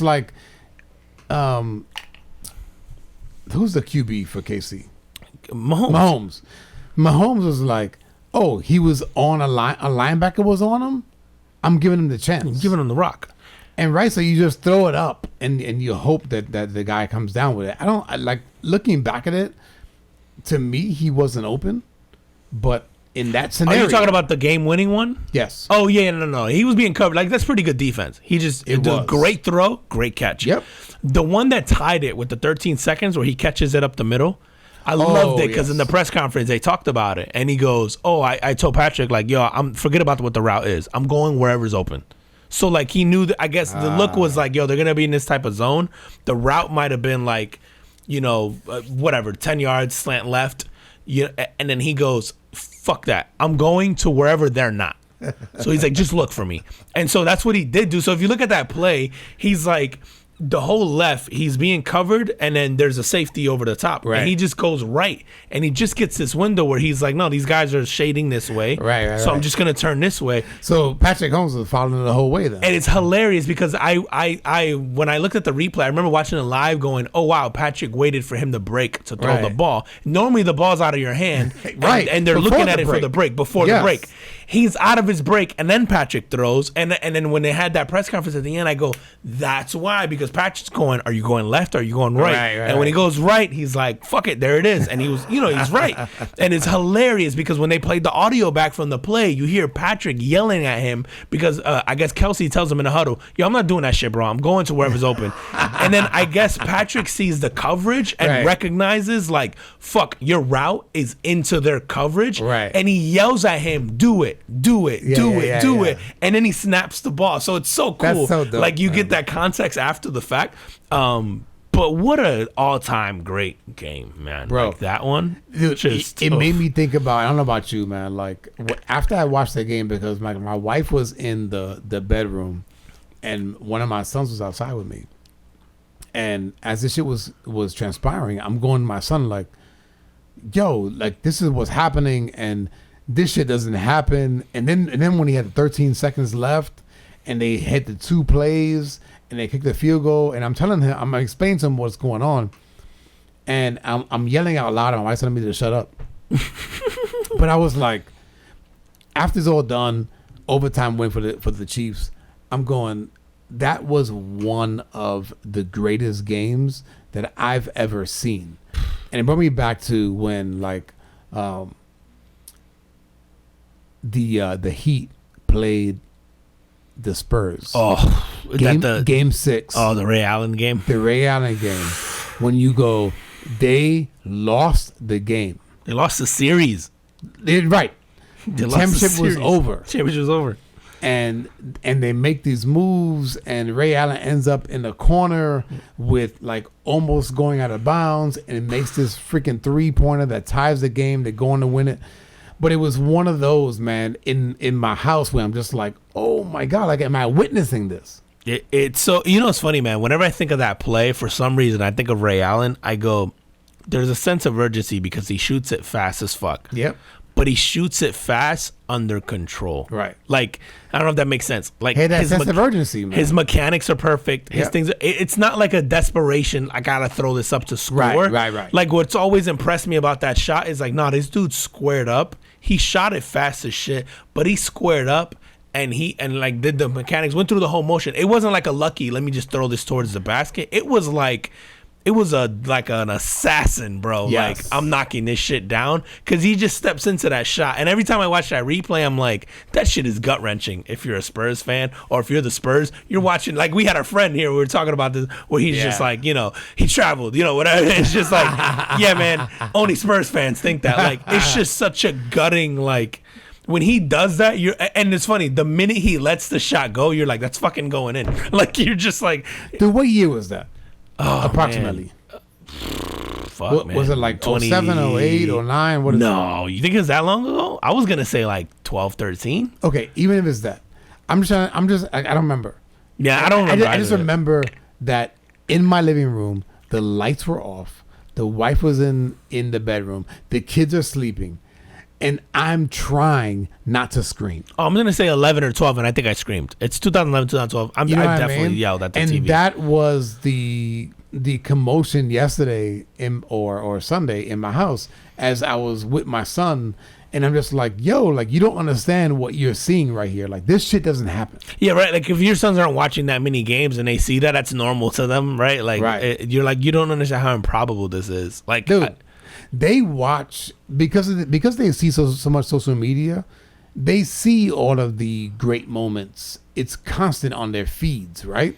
Whether it's the fucking neighbor down the street flipping the bottle upside down and it fucking lands. You know what I mean? Like, that's what they're. But when I grabbed my son, I was like, yo, look, like, this is what's happening, and this is like, they should have won already, and then they should have won already, and then they should have won at the end, and they didn't, and here's where we're at. I think it was hard for me to describe it to him, like, yo, like you're gonna see this. You're gonna watch the last 2 minutes of this game, and you're gonna remember when you're an adult that this shit happened. Right, because they're oversaturated with impressive shit. Yes. So like, man, I've never thought about that. It's so true. They're over like all they see is impressive shit Yeah, online everything all day. is like, kids skateboarding, kids yeah. kids flipping a bottle, kids throwing a bottle cap, kids like doing a backflip off a staircase, like. And so, yeah, and you're sitting there going, you don't understand. There's 21 other guys on this field who are world-class athletes. And this one guy, doing this, like, because, dude, the shit that Mahomes and Allen pulled was so impressive. And I know, like, how do you feel about the whole overtime thing? So, like... Dude, it's the rules. I wish it wasn't like that. I wish it was more like college. Oh, see. But I also go, like, it's the rules, right? So if you go, in this case... The sad part about it is that no matter who would have got the ball, they would have won. Yeah. Well, see, here's the thing, though. And I saw the stat on one of the sports shows earlier. That's the case for the playoffs. I think in the playoffs, it's something like whoever wins the coin toss is like 10-1 in OT because it rarely happens in the playoffs. But in the season... It's actually like 53%. Yeah, I believe it. So it's almost 50-50. You go, whoever wins the coin toss wins the game. Not in the playoffs, bro. So not in the playoffs because typically you have the best players, you have the best quarterback, the best team, and you go... And everybody's in the sense of urgency. Yeah, so they're going to score, right? Like everybody's going to be on top of their shit. And it's so funny because you can see the Chiefs, I loved it. They win the toss and they celebrate like they just won the game because they're like, yeah, we just won the game. We're going to win. Like Patrick's going to march us down. We're going to score. Like there's no getting past this. It's funny, man. I like college's overtime rule if I'm watching a college game. I don't think that same system should be applied to the NFL because it's odd, man, because I'm not one of these like purists, but to me, I go, you're playing the entire game a certain way, and then suddenly you're just going to change it. Like, I'm just going to give you the ball in the 20. No, and if you don't watch college, it's like they get the ball. There's a sense of urgency there. They give them the ball in, the 25? Something like that, on the other team's 25. So you're 25 yards away from scoring a touchdown, and then basically you can't go for field goals. You have to go for it on fourth down, right, in college? No, past the first two overtimes. But overtime for them is a series. So it's like once I touch the ball and you touch the ball, it's like an inning in baseball. That's 1 quarter, quote unquote, of overtime. Yeah. I don't think they should. So I kept looking at that. I'm going, it works every other time. Why do we care? Make a stop. Like, because I go, that's it right there. If you let, if you let Josh Allen respond, and he does, which he probably would have, I can't dispute that. Then if Patrick Mahomes responds, what's the difference between there going, nope, Chiefs win? Well, Josh Allen didn't get a chance to respond twice, and Patrick did. So I go, do you do the soccer thing where you play an entire quarter and whoever's winning at the end of that quarter? Like, so soccer does a whole overtime. You keep fucking going. So soccer does this thing, or you end it in a tie during the regular season, but then they go, do you go to shootouts, right, in soccer? Then you have the NFL's version of a shootout. Yeah, what is the shootout? Is it field goals? Yeah, maybe. And then you go, but then you have the purists going like, fuck the field goal. Yeah, fuck the field goal. So that's saying, do you just keep playing quarters? Now, you can't do that. Somebody brought up a good point. Dude, keep playing TDs with 2-point conversions. Yeah, I mean, that's the other thing is, right? Yeah, like college. I think in college, once you score twice in that overtime, then you have to go for two. Yep. So in the NFL, do you say, hey, we're going to play 15-minute quarter or 10-minute quarter, no matter what? Whoever's winning at the end of that wins the game. And if we're tied, then maybe we play one more quarter. Or no, do you end in a tie during the regular season, but during the playoffs, do you just go, we're going till there's a winner? Do you go sudden death then after the first quarter? And then are people complaining it's sudden death because, again, someone's going to win the coin toss. So, like, you're never going to make people happy, man. It's like, and that's what I think, man. And you're eliminating the other part of the ball because you're going, everybody just sit back, let the quarterbacks do work. No, you're forgetting there's a defensive component of this. Make a fucking teams. Stop. Yeah, there's special teams. Like, you're basically just saying, hey, offense, you guys are the ones who have to win this in overtime. No, bro. Like, everybody should be included in this win or lose. Yeah. And not for nothing, bro. I think that if you change the rules in overtime, then it changes the way that the game is played at the end, right? Because there'll be some teams playing for overtime rather than going, it's almost the end of regulation, I have to do something. Right. Like in the case of Tampa Bay and the Rams, right? Matthew Stafford, like these guys came all the way back from being 25 down, some shit like that. Yeah. And they came all the way back. and they tie the game, and then Matthew Stafford, because of their defense, has every reason to just go, I'm just gonna play for overtime. He didn't take a knee, which I was shocked. And then Dude, they didn't just run the ball, which he I was throws that shocked. bomb, bro. He threw a bomb to Cooper Kupp, which in that case too, you go, how the fuck does Cooper Kupp get past Get you? open, Like the yeah. one guy on that team. You go Cooper Kupp and OJ Beckham, just wherever they are, you are. Yeah. Like, and safeties, do not let those guys out of your sight. And Cooper Kupp just smoked whoever was guarding. No, it wasn't. Listen, if you're not a football fan, like last weekend was an amazing weekend for football. Every game came down to the last possession. Whoever had the ball last. They were all spread out by maybe 3. No, all the first 3 games all ended with a field goal with time expiring. Yep. And then the KC one went to overtime. So they had It's 6. Crazy, man. Like, yeah, no, that was amazing. Dude, the advertisers, I think for this coming weekend, are paying $2.5 million per commercial. well, you seen so Packers Niners was the most watched thing on Saturday night in like 25 years or 27 That's years. crazy. It's insane, That's dude. crazy. For a league that was supposedly being boycotted. Yeah. Which I think as Colin Cowherd or something was talking about it today, where he's just like, yeah, so much for the boycott. Like people who were like, I'm not watching the Niners because of Kaepernick, or I'm not watching the NFL, and all this shit, and you're just like, they just set the record for the most watched thing on a Saturday night. We like all those gladiator sports, bro. Yeah, we do, man. Yeah, we like to watch guys potentially get brain damage. We really do. Do you think Brady's done? I guess we have to talk about that. 'cause- Fucking Brady and Aaron Rodgers, bro. I think Brady. I know that I saw some shit on him where it was like, like his wife wants him to go, or his wife has been sort of being like almost like a stay-at-home mom. Vaguely, right? Where she's been putting in more time with the kids, but she wants to do some other things, and wants him to go, or wants him to stay home with the kids, so that she can do her thing, because I think she's been giving up the last, let's say, 10 to 13 years. So I could totally see him going like, yo, I've done it all. And he certainly talked like it. Like, and granted, I try not to take too much of what these guys say to heart because it's emotional after a loss. Yep. So I try not to, even to win. If you win a Super Bowl, I try not like, yeah, you're kind of running high off the emotion. So he's talking. I'm kind of just like, yeah, whatever, bro. I'll give you a month or two to sort of like let that wear off. He definitely sounded like someone who's done. Like he was like, I don't know, man. The way he spoke, like he spoke about his wife, and basically, I think something he said was like, yeah, they've sacrificed enough. That told me like either you're done, or maybe you guys sit around and they go do one more. But he also said like, yeah, I don't want the tour. I don't want the farewell tour. So then you go, if he does one more, he's not gonna say like, yo, this is my last one. He's just gonna go, hey, I'm coming back. Dude, it's actually, my opinion, it's his perfect opportunity to just go, I'm good. Yeah, I think he walks away, man. Yeah, I think so too. I think he walks away. I think Aaron Rodgers leaves the Packers, but he keeps playing. Yes. So, you know me, fuck the Packers, right? So, Aaron Rodgers, as of right now, the best regular season quarterback I've ever seen. And it's almost, you know what I was thinking about today, It's bro? funny you say that. It's so true. Regular season is very key there, bro. You know what I was thinking about today, bro?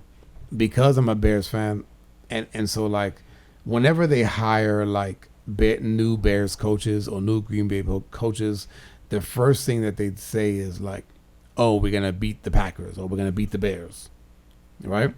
I wonder if, and this goes back to like those like deals you make with the devil, right?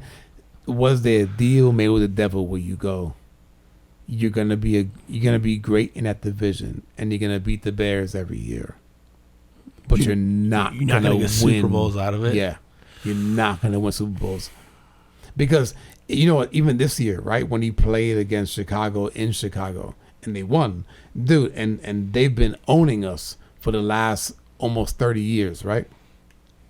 He goes to the crowd and he's like, I own you. I wonder if, you know what I mean? Is that one of the things when you go like, almost like I sold my soul to beat the Bears? Yeah. But nothing else. But not, because I'm not going to get past this. The Niners have owned, in the playoffs, have owned them. And he changes too, man, under pressure I don't in the know playoffs. Yeah, but in the playoffs. Like because under pressure in the regular he's season, he's fine. He's bro. an assassin. Or in the playoffs against the Bears. Yeah, right. Yeah, in the playoffs against the Bears, he tends to do well. But there's something about him in the playoffs against really good teams with good defenses that he almost gets like, he gets alligator arms. Like he makes throws, but they're not the throws that he normally makes. He's not as loose. He's not as comfortable. And you would think like once you get your first Super Bowl, you sort of get loose, right? Like once you've done it, it's like, all right, cool. Like once Jordan got his first title, it was like, yeah, good luck, bro. Cause now the dude got the taste and the pressure's off. And so he's going off. Like Aaron was almost like, the pressure almost gets to him, if that makes sense. And it's funny, man, I say this and I would take him in a heartbeat. Like, you obviously as a Titans fan, you're going, and listen, as emotional as the shit was with Ryan Tannehill at the end, Ryan Tannehill has been fine for us. Right? He cost us that game Saturday. I would argue the offensive coordinator was probably the worst part of that. But you take Aaron Rodgers in a heartbeat, and if I'm Aaron, and if I'm a Titans fan, even if I'm Aaron, I'm going that they have a run game, they have a good defense, they have a thing. Like I could potentially win a Super Bowl there, but if you're him, are you looking at the Niners and going, I could win a Super Bowl there, and I'm a California kid? Am I looking at Chicago and going, hey, they're a good defense.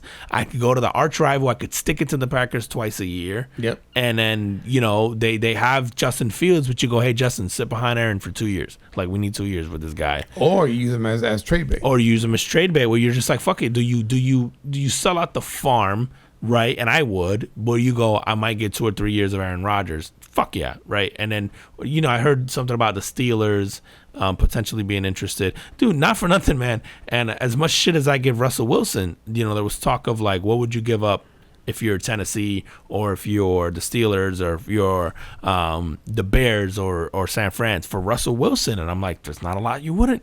Yep. Like you would give up your quarterback, whoever that is, and you would give up a couple first-round picks for Russell Wilson, right? Because the quarterback matters that much. And even Aaron, with his postseason struggles, you go, if you don't have to do everything, like, hey, we have a good run game, we have a good defense. You don't have, the pressure's off. Like come here. Because, dude, I've seen Aaron dice up people in the snow, so you can't blame the weather. Like, I've seen him dice people up and put up 40 in a blizzard. Every reason to win that game, right? You had the week off, you had the rest week, and then you come in and it's weather that no one is used to. I mean, really, right? There's a few teams out of the league that will be used to that weather. San Fran is not one of them. No, you had every reason to win that game. Did you see fucking Antonio Brown?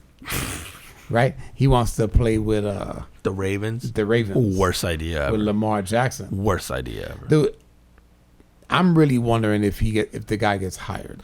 I don't think anyone. I mean, it's funny. I think I said here he's done. I get the feeling some crazy ass GM is gonna take a chance because, dude, we're arrogant as guys, and we're all gonna think we're the one that can change him. If he goes to the Ravens, it's a disaster, and I'm gonna tell you why.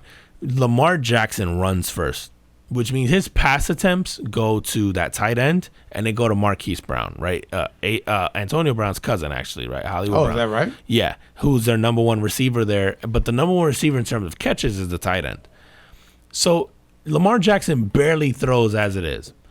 The first time they lose a game where they go, where because it was Lamar was running and then he wasn't throwing enough, or he threw and someone missed the catch or whatever, and it's not Antonio Brown, Antonio loses his shit. Like, he's not going to deal with that scenario of playing in a run-first offense and then losing a game and then going, oh, but you threw it to the fucking Mark Andrews. Like, you didn't throw it to Antonio Brown. Like, it's just not going to work, man. Like, yeah, I don't think that with the guy's attitude and the way that he's, portrayed himself to be both in not both, but in Pittsburgh and then in LA, and in Las Vegas and then in Tampa. He'll be a Dallas Cowboy. He'll be a Dallas Cowboy, bro. That's who I can think of taking a chance on him. He'll be a Dallas Cowboy. Jerry Jones is arrogant enough. Mike McCarthy's not smart enough. They'll all think like, oh yeah, we can take, and I can see Jerry Jones sitting down with Antonio Brown going like, yo, I'm going to pay you. It's going to be mostly incentive based. Right. Because you're fucking up, but I'll give you a little more base than maybe Tampa did because I believe in you. Like, Jerry has that swagger where he's going to be like, I believe in you, Antonio, and we're going to win a Super Bowl, and we're one playmaker away. We're going to give you $2 more. And that's the only way sort of that I could see it, because Baltimore is very smartly run. That GM, I just don't see him. I could see him going to Lamar and going, listen, man, I know like this is your boy and you guys, nobody would want to say no And publicly. are they, right? And right. Like because if you're Lamar Jackson, you can't be like, fuck no, right? You got to be like, oh yeah, Tony will be cool, man. I would love it. He's a Hall of Fame talent, right? You have to say that. But if you're the GM, you're going Lamar. Like, he's a fucking head case, and here's why. And you like to run for fucking 200 yards a game. Like, the minute you don't throw him the ball and we lose a game, it's just havoc. Like, nah, we can't have him here. Like, fuck that, bro. Yeah, fuck that. So you can't have him there, man. But all right, man. Yo. All right, so before we leave, man. Yeah. This weekend, San Fran, L.A., KC, and the Bengals. Who you got?